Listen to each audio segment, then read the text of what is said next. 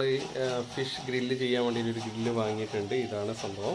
ഇന്ന് ഗ്രില്ല് ചെയ്യുന്നതിന് വേണ്ടിയിട്ട് ഇന്ന് വാങ്ങിയിട്ടുള്ളത് കരിമീനാണ്. നമുക്ക് കരിമീൻ നല്ല രീതിയിൽ മസാലയൊക്കെ പുരട്ടി വെച്ചിട്ടുണ്ട്.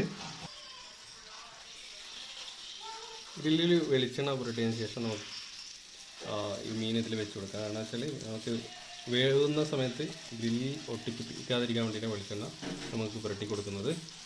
നമുക്ക് ക്ലിപ്പ് ചെയ്യാം. ഇതുകൊണ്ട്